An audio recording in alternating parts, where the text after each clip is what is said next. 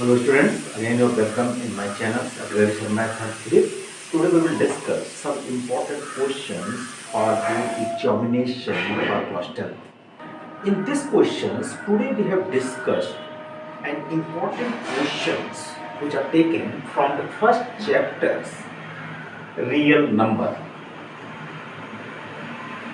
Maximum sets के papers में कहीं न कहीं इस क्वेश्चंस का इन्वॉल्वमेंट होता ही होता है। तो इस क्वेश्चन को हम सॉल्व कैसे करेंगे, इसे इजी कैसे बनाएंगे, इसे अपने दिमाग में कैसे रखेंगे, आज इसको हम लोग सीखेंगे। बच्चों, इस तरह के क्वेश्चंस में होता क्या है, यहाँ पे देखो दिया गया है कि प्रूव दैट, यहाँ पर लिखा 5 + 3√2 is an irrational number. 5 + 3√2 irrational number है, जबकि √2 को इरेशनल ऑलरेडी दिया गया है। हमें फिर प्रूव करना है सेकंड पार्ट में 2√3 इज एन इरेशनल, जबकि ये दिया गया है ये जो √3 है वो ऑलरेडी इरेशनल है। थर्ड वैरायटी के क्वेश्चंस में आता है √2 + √3 इज एन इरेशनल। तो √2 और √3 क्या होता है, एक इरेशनल नंबर होता है, हमको ये प्रूव करना होता है। और 3/√5 is N also irrational number, हमें ये प्रूव करना होता है। ये चार ब्राइटिज के क्वेश्चंस हैं और चारों ब्राइटिज के क्वेश्चंस में से कोई न कोई एक पार्ट में चाहे 2 नंबर का चाहे 3 नंबर का कहीं न कहीं लिखा रहेगा। अगर इस तरह के क्वेश्चंस आएंगे, इस तरह के क्वेश्चंस आएंगे तो ये मैक्सिमम 2 नंबर के क्वेश्चन आएंगे। लेकिन अगर इस तरह के क्वेश्चंस आते हैं तो मे बी पॉसिबल ये 3 नंबर के भी क्वेश्चन बन सकते हैं। तो आइए चलिए इसको हम देखते हैं कि कैसे इसको सॉल्व किया जाता है।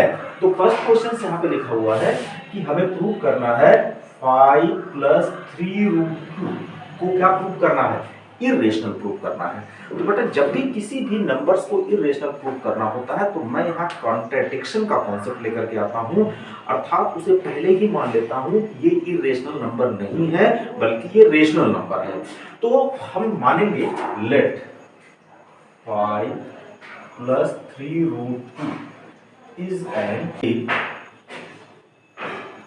रेशनल नंबर, इसको हम मान लेंगे रेशनल नंबर। और हम रेशनल नंबर का डेफिनेशन क्या जानते हैं, those numbers which can be written in the form p/q where p and q are integers, they are integers and the denominator never be 0, कभी भी डिनोमिनेटर 0 नहीं होता है, ऐसे नंबर क्या होते हैं, रेशनल होते हैं।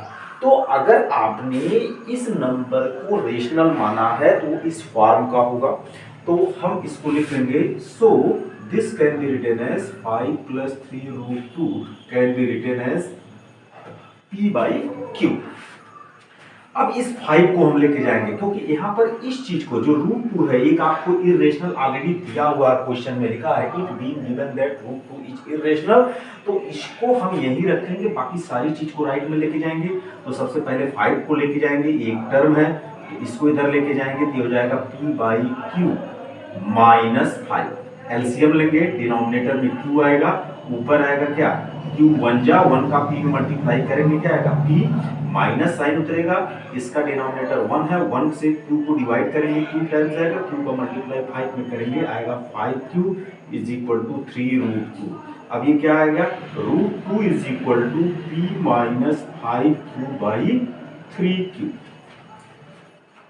ओके, अब हमने क्या किया, एक इरेशनल नंबर को इस फॉर्म में लिख लिया। अब आइए हम चर्चा करते हैं कि ये वास्तव में क्या रेशनल है कि इरेशनल है। तो बेटा हमें एक चीज ये पता है कि अगर किसी भी इंटीजर में किसी भी इंटीजर से मल्टीप्लाई करेंगे तो एक नया इंटीजर बनेगा। अगर किसी भी इंटीजर में किसी भी इंटीजर को ऐड करेंगे या सब्ट्रैक्ट करेंगे तो भी एक नया इंटीजर बनेगा। लिखोगे here p and q are integers. ये ऑलरेडी आपको पता है कि p और q क्या है, एक इंटीजर है। अगर मैं q में 5 से मल्टीप्लाई कर दूं तो भी एक इंटीजर आएगा, अगर q में 3 से मल्टीप्लाई कर दूं तो भी एक इंटीजर आएगा। p ऑलरेडी इंटीजर है, एक इंटीजर में से दूसरे इंटीजर को घटाऊंगा तो डिफरेंस भी इंटीजर होगा। 3q इंटीजर ऑलरेडी हो गया, तो इंटीजर बाय इंटीजर एक रेशनल नंबर हो गया। इसको शॉर्टकट में लिखने का तरीका यही है, here p and q are integers, so p minus 5q and 3q are also integer. और बेटा जब दो इंटीजर का रेशियो हम निकालते हैं तो रेशनल नंबर बन जाता है। तो हम लिख सकते हैं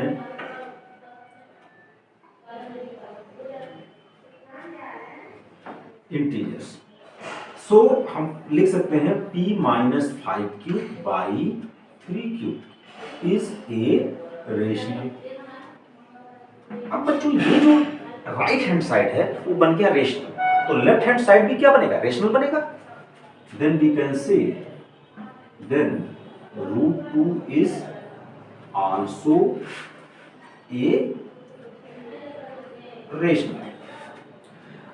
ये रेशनल हुआ, वही रेशनल एक नंबर √2 की इक्वल है, तो हम कहेंगे कि अगर ये रेशनल है तो एक रेशनल के ही इक्वल होगा, तो √2 भी रेशनल ही होगा।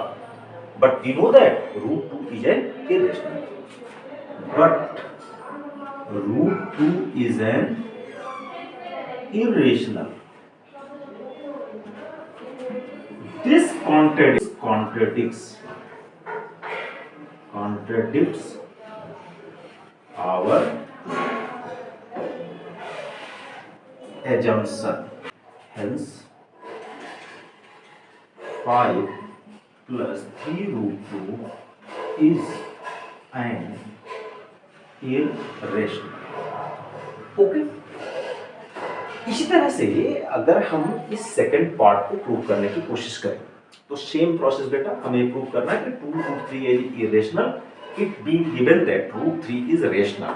तो इसको प्रूव करने के लिए हमें क्या करना होगा, बस इतना ही वर्क करना होगा।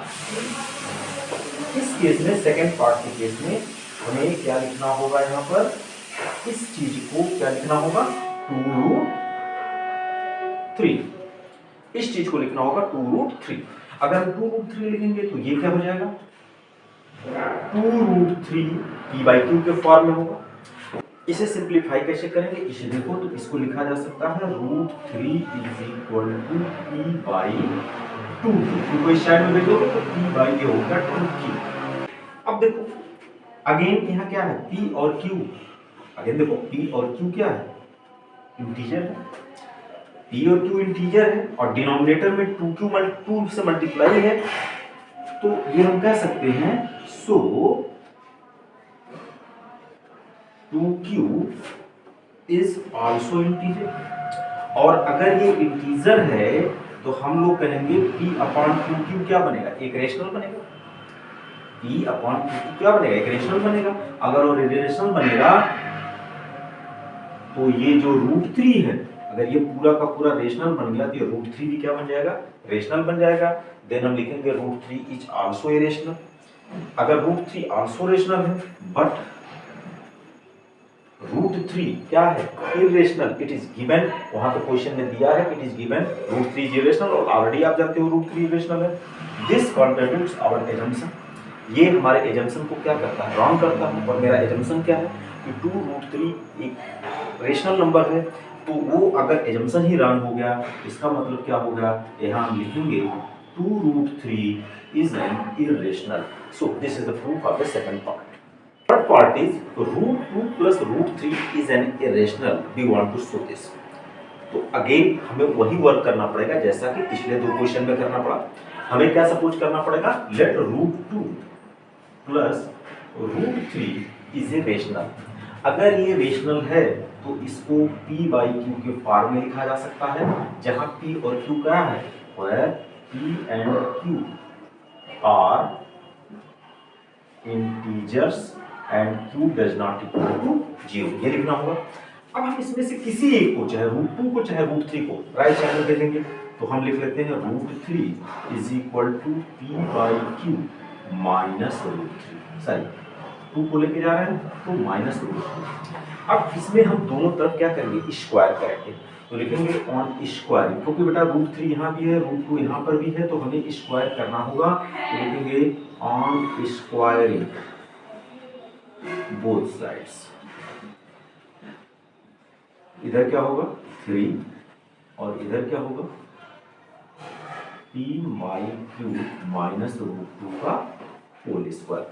इसको इजीली हम सॉल्व करेंगे, ए माइनस बी के होल स्क्वायर का फार्मूला लगाएंगे तो ये बनेगा क्या, p square by q square, first term square हो गया प्लस सेकेंड टर्म का स्क्वायर, रूट टू का स्क्वायर लिखेंगे तो 2 होगा, माइनस है तो माइनस आएगा, 2 into first term into second term.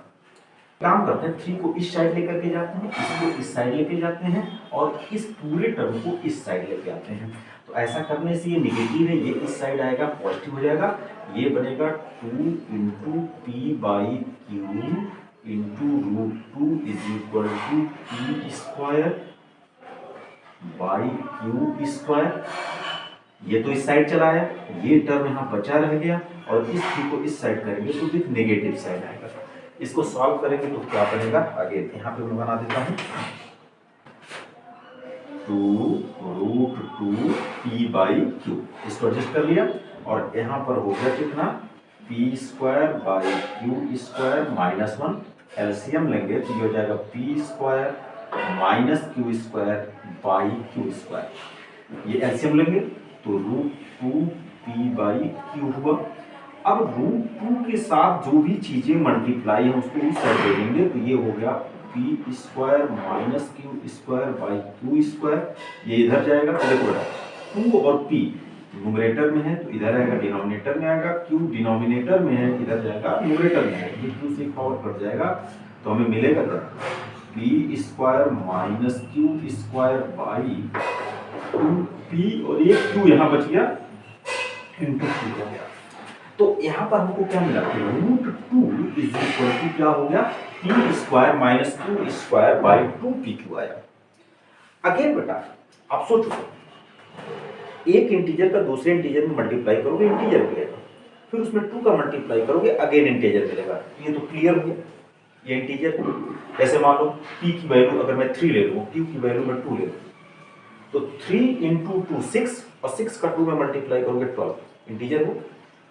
3 का स्क्वायर करूंगा, 3 3 जा 9, 2 का स्क्वायर करूंगा 2 2 जा 4, 9 में से 4 चला जाएगा 5, एक इंटीजर ही होगा। तो यहाँ पर ये लिखा गया है कि ये भी एक इंटीजर आया, ये भी एक इंटीजर आया और इंटीजर बाई इंटीजर क्या आएगा, रेशनल आएगा, और अगर ये रेशनल होगा तो रूट 2 भी रेशनल हो जाएगा, जबकि रूट 2 क्या है, एक इरेशनल नंबर है। तो बेटा ये हमारे एजम्पशंस को क्या करेगा, अगेन कॉन्ट्रडिक्ट्स करेगा और हम फिर कर देंगे कि भैया यही अगर गलत मानने से गलत रिजल्ट आया है तो सही वही होगा जो पहले था।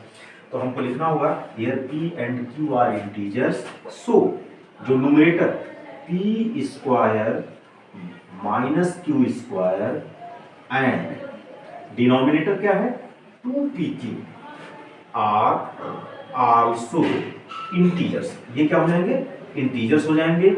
सो ये जो रेशियो आया p square by q square by 2pq is a rational, ये क्या बनेगा, एक रेशनल बनेगा। देन अगर ये रेशनल बना तो रूट 2 भी क्या बन गया, एक रेशनल बन गया। बट रूट 2 क्या है, इज एन इरेशनल है, ये सभी जानते हो कि रूट 2 इरेशनल है। ये हमारे एजम्पशन को क्या करेगा, अगेन कॉन्ट्रडिक्ट करेगा, this contradicts our assumption, hence जो मेरा दे रखा है root 2 plus root 3 is an irrational, यही करेक्ट होगा।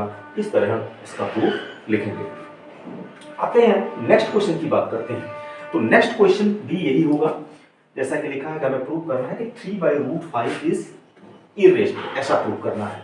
तो हम यहाँ 3/√5 को क्या मानेंगे, लेट 3/√5 इज इरेशनल। तो अगर ये इरेशनल है तो 3/√5 कैसे लिखा जाएगा, is equal to p by q, where p and q are integers and q does not equal to 0। हमें लिखना होगा क्या, इसको क्रॉस मल्टीप्लाई करेंगे तो ऐसे ऐसे करेंगे, ऐसे करेंगे तो 3q is equal to p√5 होगा, p को इधर भेजूंगा तो √5 इज इक्वल टू हो जाएगा 3p बाई p। अगेन हमें वही चीज लिखना होगा कि p and q are integers, so numerator क्या है 3q और डिनोमिनेटर क्या है ओनली